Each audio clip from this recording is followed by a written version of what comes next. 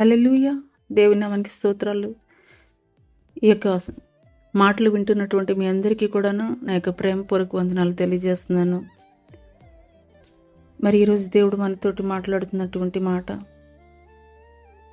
మరి నీవు ఎలాంటి పరిస్థితుల్లో అయినా కానీ మరి దేవుడి నుండి తప్పిపోయి ఉన్నావేమో, తొలగిపోయి ఉన్నావేమో, మరలా నా దేవుడి దగ్గరికి నేను వెళితే నన్ను చేర్చుకుంటాడో లేదో, నాకు అలాంటి యోగ్యత ఉన్నదా, నాకు అలాంటి అర్హత ఉన్నదా, దేవుడి ముందు నిలబడడానికి నాకు కావలసినటువంటి యోగ్యత లేదు అని ఇంకా నువ్వు చేస్తున్నటువంటి దేవునికి వ్యతిరేకమైనటువంటి పనులను బట్టి కృంగిపోతూ కుమిలిపోతూ దేవుడికి దగ్గరగా చేరవలసినటువంటి నీవు ఇంకా దూరంగా జరిగిపోతున్నావేమో.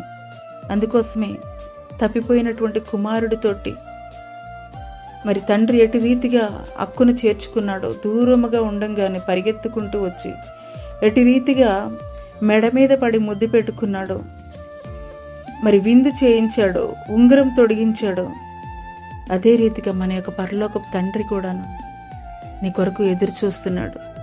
ఆలస్యం చేయకు, దేవుడు నీ కొరకే ఎదురు చూస్తున్నాడు. నువ్వు ఎలాంటి పరిస్థితుల్లో ఉన్నా, ఎలాంటి స్థితిలో ఉన్నా కానీ నిన్ను చేర్చుకోవడానికి, నువ్వు వచ్చిన వెంటనే నీ కొరకు ప్రశస్తమైన వస్త్రాలు ఇవ్వడానికి దేవుడు సిద్ధంగా ఉన్నాడు. ఆలోచించుకునేస్తామా? ఖచ్చితంగా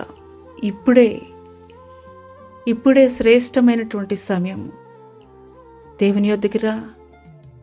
మరలా నీ తప్పులు చేసినటువంటి దేవునికి ఎదురుగా, ఆయనకి వ్యతిరేకంగా చేసినటువంటి ప్రతి తప్పిదాన్ని ఒప్పుకో. ఖచ్చితంగా దేవుడు తప్పిపోయిన కుమారుని యొక్క తండ్రి ఎట్టి రీతిగా ఆదరించాడు, అంతకన్నా గొప్పగా దేవుడు నిన్ను ఆదరించబోతున్నాడు. అటు కృప దేవుడు మీకు దయచేయనుగాక. ఆమేన్.